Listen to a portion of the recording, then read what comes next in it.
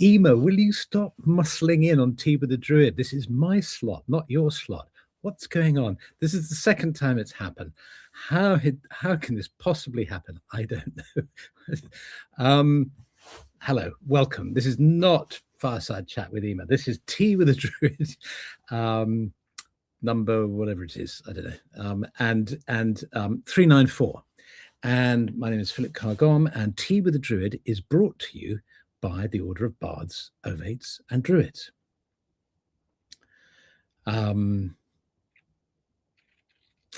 As everyone gathers in the circle, let's compose ourselves. I'm not composed because I've just played the wrong intro, but let's gather in the circle here and gradually settle. And you might like to spend just a moment tuning in and just check in with your body, your feelings, and just ask yourself, how am I feeling? The interesting thing about the word feeling is that it can be an emotion or a body sensation, can't it? I'm feeling tired is not an emotion, it's a physical sensation of fatigue.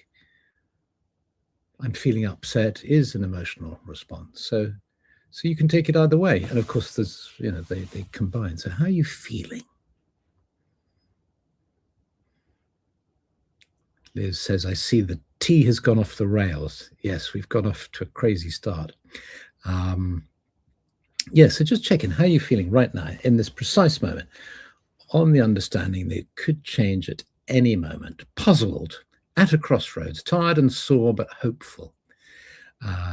Frustrated, gosh, it's all going so fast, business stuff, amused, weary, feeling happy, chilled, resettling, winter blues, feeling released, hopeful, energized, full. I'm feeling a deep change, emotional but happy, peaceful, watching the walk for peace in social medias, irritable, relieved, have a good day, so feeling grateful and blessed, satisfied just for the moment, intrigued, composed, fed up, curious, decluttered, tired and weary, but a flicker of hope, contented, listening to waves breaking on the seashore, feeling tired but peaceful, tired, calm, fed up with the rain, feeling relieved to join together in the grove, happy to be with like-minded people, lost and hopeful, shifted, adjusting to change. Hi, hi from Kiev, from Olena, calm, tranquil, feeling optimistic. Taste buds, it's going so fast I can't catch everything. Sleepy, hungry and calm, a warm heart but cold toes. Scared in my wonderful diverse neighborhood in the US. Relieved, happy to be here, achy after an op. Irritated and anxious. Spacey, energized.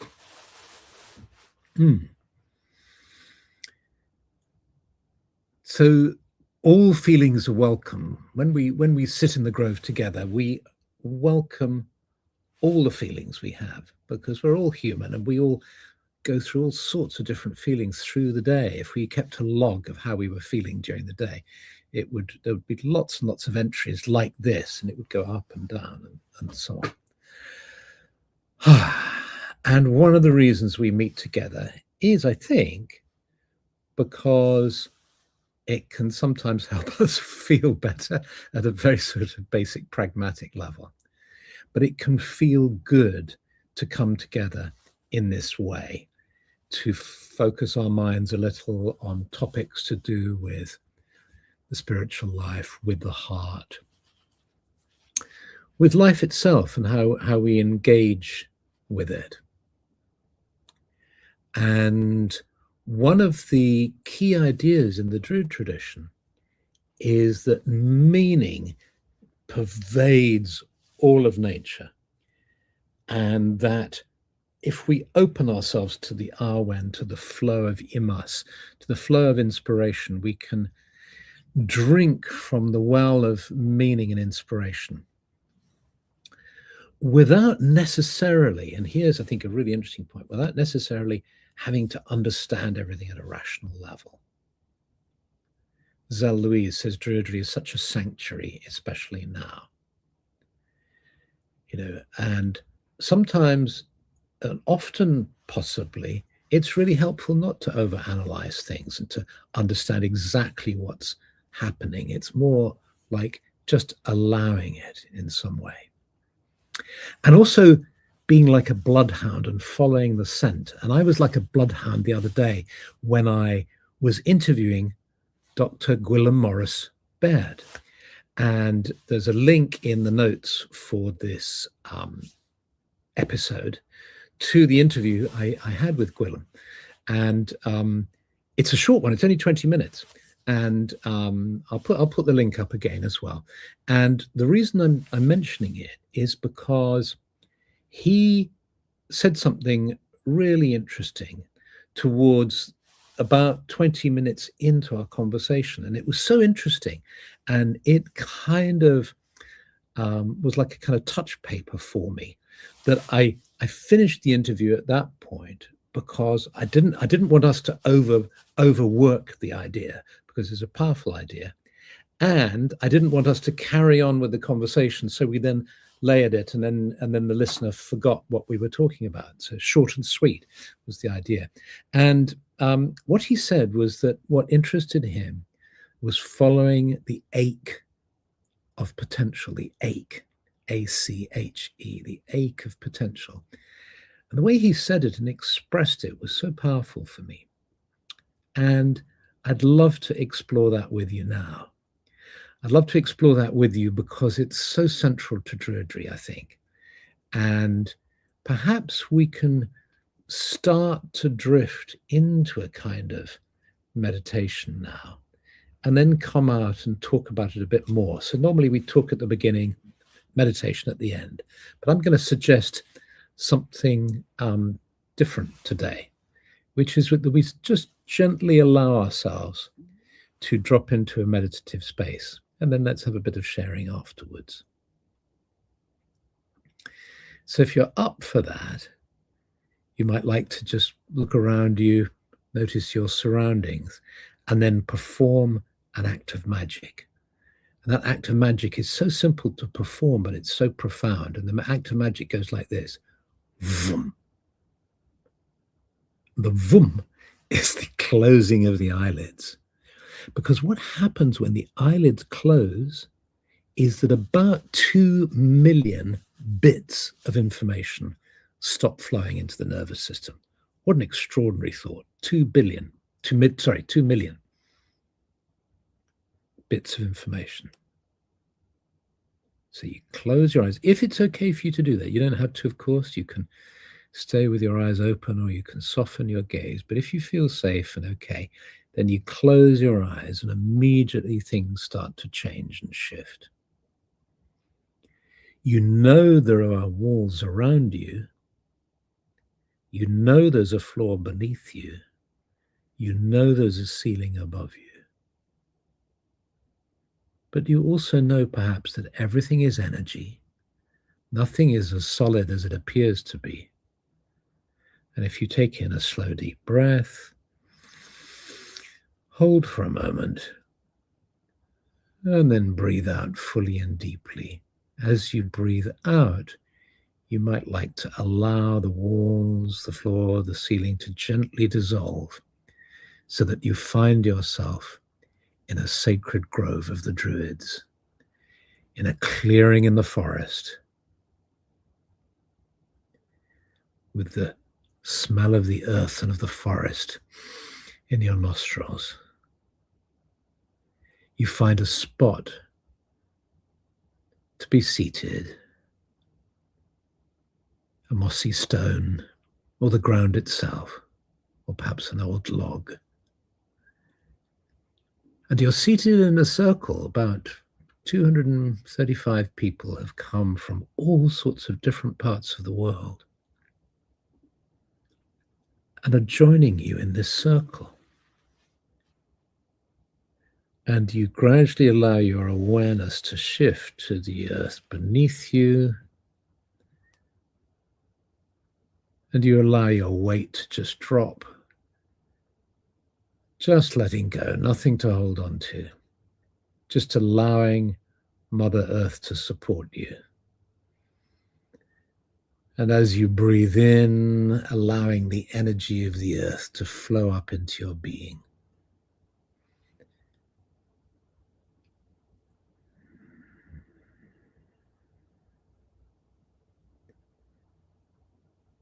And feeling stabilized and energized by the energy of the earth.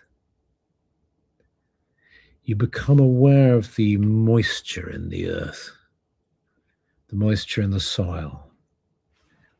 And you sense all the roots in the soil.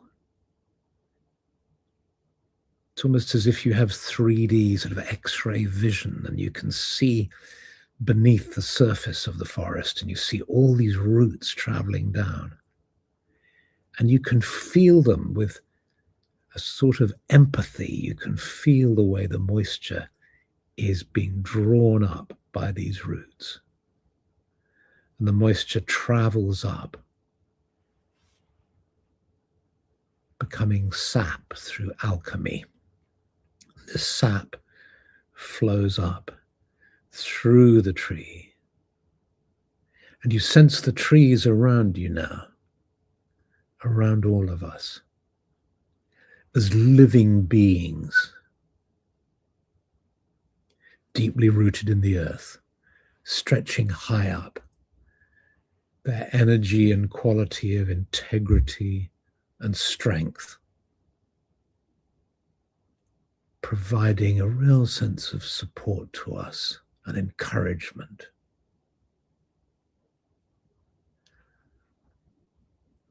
It's as if they're saying, stand tall, rooted deeply in the earth. Reach up to the heavens, reach up to the stars. And you sense their branches and their leaves. And you breathe with the trees.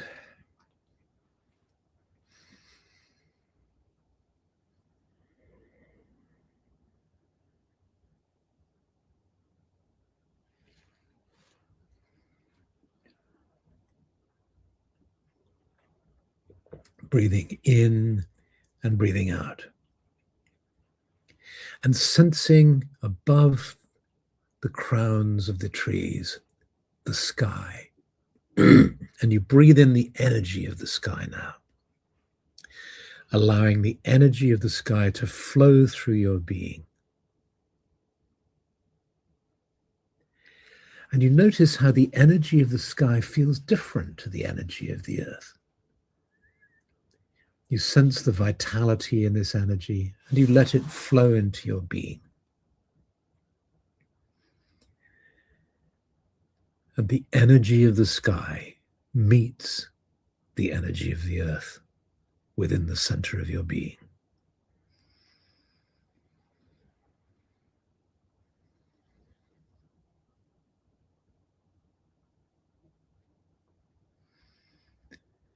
And in the center of your being, wherever you sense that, and it may not be clear to you, or you'd be a very specific point in your consciousness, or it may just open you out in your awareness to a sense of the center of yourself. Just be open to the idea of the ache of potential. Can you feel the ache of potential?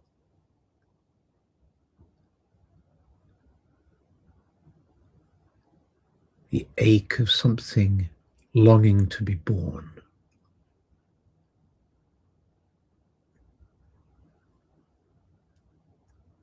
No need to put it into words, just feeling.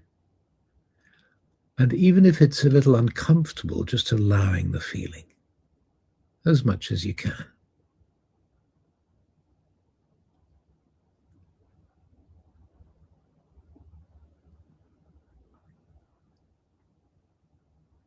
allowing the sensations you may experience in your body,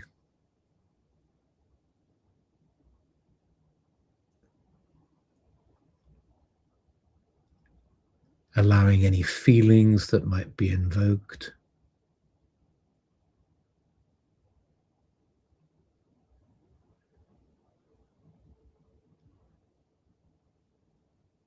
And allowing any images,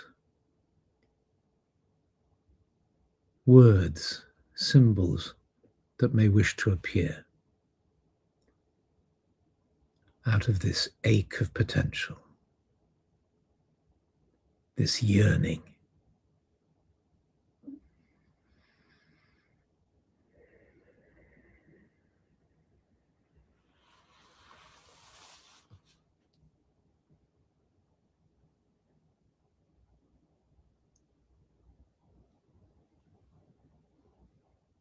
And just with a spirit of nurturing, one might say the spirit of motherhood, of parenting, just gently acknowledge this ache.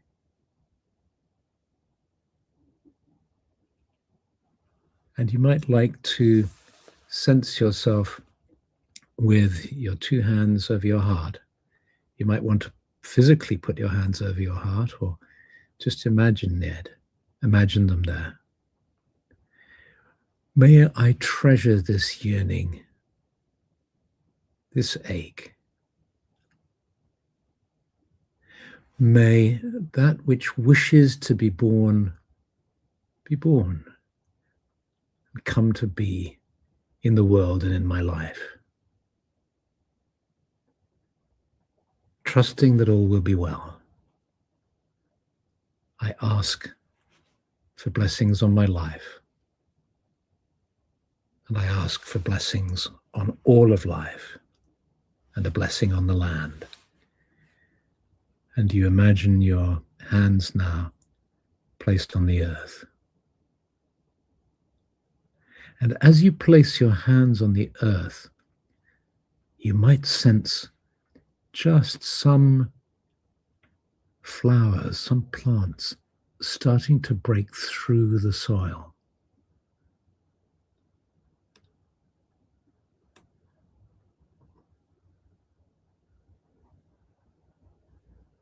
Feeling the fire of spring, which we start to acknowledge at Imbolc. In this time, as we move in the Northern Hemisphere to the spring equinox, sensing that potential for growth and for new birth to be present. May this land be blessed. May the earth be blessed. And then, sitting up again, you become aware of the group around you, and you put your arm out to either side, and you take the hand of the person to your left and your right, to sense yourself connected now to the whole group, all meditating at the same time, here, now, in this sacred grove.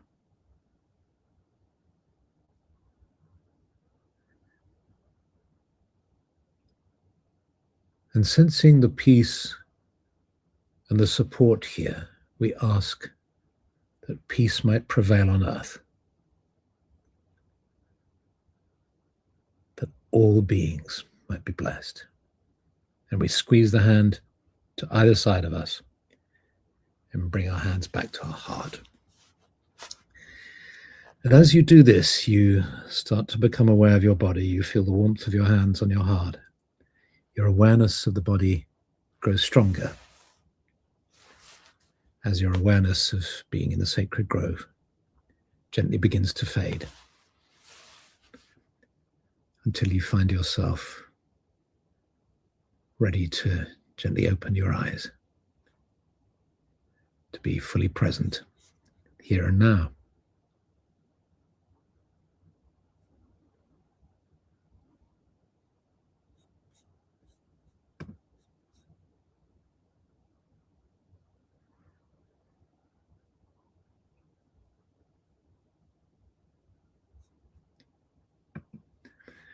And Liz Hills makes a very interesting point. I will often keep my eyes open during meditation because I'm trying to break my tendency to dissociate and compartmentalize. Helps with connecting inner and outer to keep eyes open. Thank you, Liz. That's a lovely example of how we're all different and we have to honor our own differences.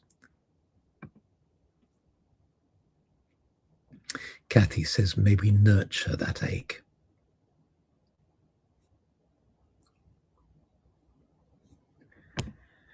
Morgan Warren, who has sent me the most. Morgan, I get to publicly thank you while I see you on there. I've just got back from being away for 2 months, so I had a whole pile of mail to open, and all sorts of things. And amongst the pile was this lovely calendar that Morgan has created with beautiful imagery in it, and thank you so much for sending that to me, Morgan. And you're saying, this is perfect for me this afternoon. For a week or two now, I have an ache to create, but have been held back. Images are crowding into my mind, but when I try to put them on paper, in words or colors, another takes its place. Very interesting. The creative process is such a fascinating process, isn't it? And it is very much, this business of giving birth, I know I mentioned that a couple of times, it's so, because I think essentially giving birth is a creative process too, of course, the creation. Let's have a look. Thank you, Morgan. It's lovely imagining everyone in the grove as everyone watching this video now. Yes. And also those who watch the recording as well later, we can participate in the feeling perhaps that we can generate here when we're doing it live. Thank you, Lindsay.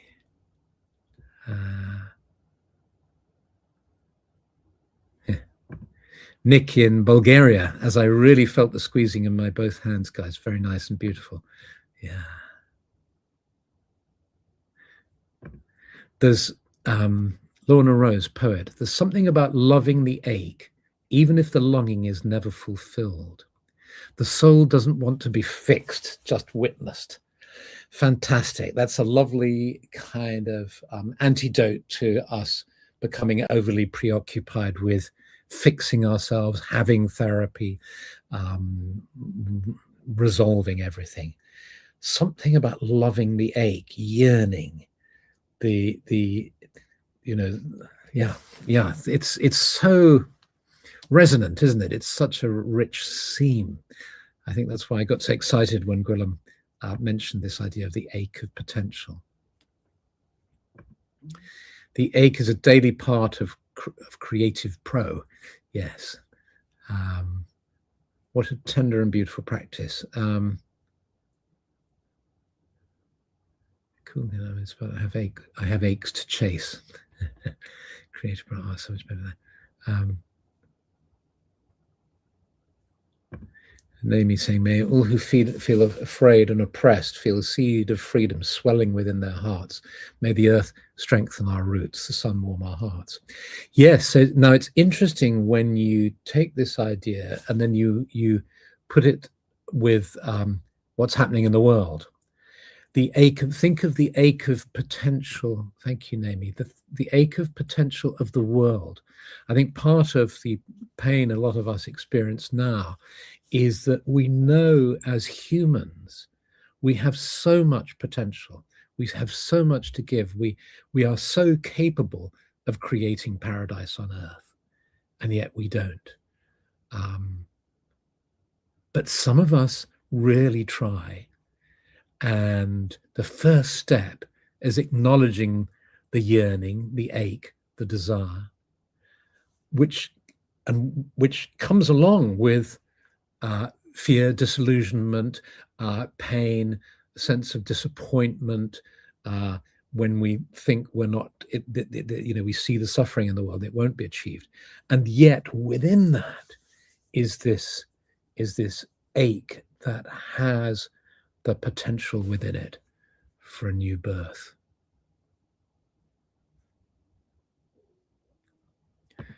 Here, Julian Willow. This reminds me of the difference between optimism and hope. Optimism means following the ache of potential, I think. Yes, thank you. Warren, that is gorgeous. Please sell them in the Obod store. I shall talk to, I'm seeing Sarah, who runs the store tomorrow. I shall show her the Morgan's calendar. Yeah. That ache symbolized as a swan taking off from a lake. Odd, I never have swans in my meditation. Again, yes, what a beautiful image. Thank you. Thank you.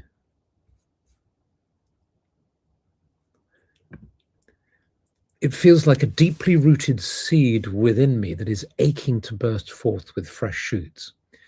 Yes, and maybe this theme of this ache of potential is particularly resonant for those of us in the northern hemisphere, with spring coming on, with the snowdrops starting to come out, the plants starting to push their way out of the wet, cold soil.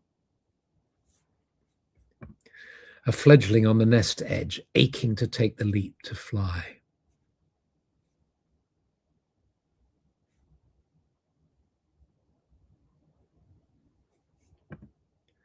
This topic seems so relevant right now. I'm currently on a course that's firing up my creative brain, but have the ache of needing to wait until it's done before I can fully commit and begin.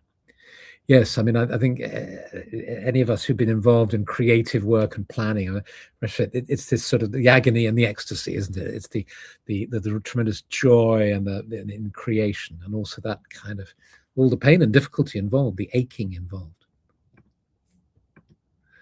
I have been feeling this ache, but still can't pinpoint the source. I may need to revisit this meditation to explore it further. Yes, Kim, and I think the trick with these things is what psychologists call not going for premature closure. And what that means is we naturally have a desire to wrap things up, to understand things, to say, oh, I get it, yeah, and so we can then put it in the box and put it up on the bookshelf, and file it. Of course, that's how we process a lot of, that's how we can process lots of material during the day. But when it comes to creativity, it's something to be resisted. So not going for premature closure, instead keeping the slightly uncomfortable feeling of not knowing and the ache. So if you were to do that meditation again, just maybe try not trying to get closure on it, not trying to understand it, not pinpoint the source, but just allow yourself to feel it, and then kind of resist trying to get a rational mind handle on it, pinpoint the source, and then maybe the source will reveal itself. And in a way, the less clear the source is, perhaps the deeper it goes, like a wonderful kind of wellspring deep in the earth. Maybe that source is really deep within your soul, and is a real seam that is at play here. Just a thought.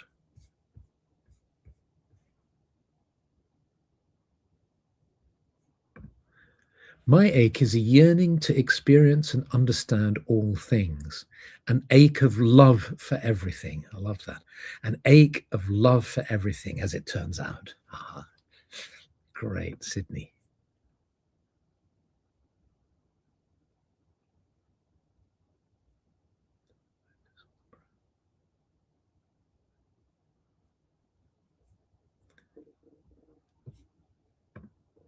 Focus on the present, practice mindfulness to stop focusing on things you cannot change. Yes.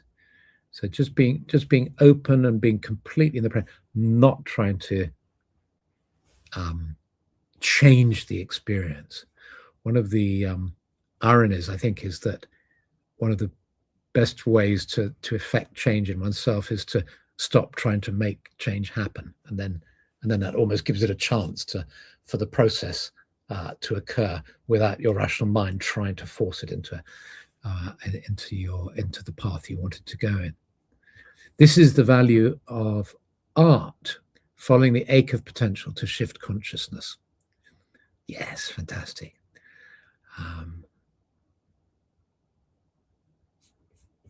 Patricia, not so much an ache, but anticipation and wanting to throw my heart forward, then follow it.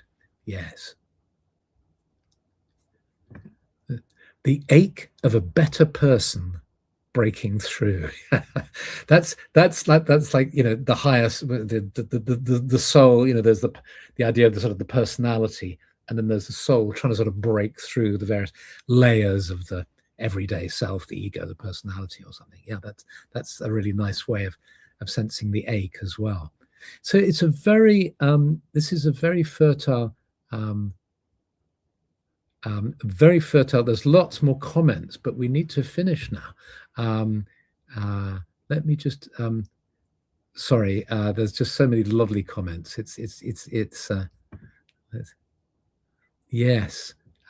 Thank you, Paloma. Yes. So I'm going to finish now, but do keep writing the comments because remember the comments stay, and so and I will go back and read these, but I can. Wow. Oh, lots more comments. Yes, we've hit a seam. So let's just allow that to do its work and see what happens with our dreams and how it can be helpful to us. And many, many blessings to you. And if you're able to get into the Druid Hearth, I will see you in the Druid Hearth in a few moments. And next week, you're going to have Kerry, who's doing Tea with the Druid, and the week after, Ema. And then I will see you in 3 weeks' time. So much love, many blessings. Until then. Okay, bye.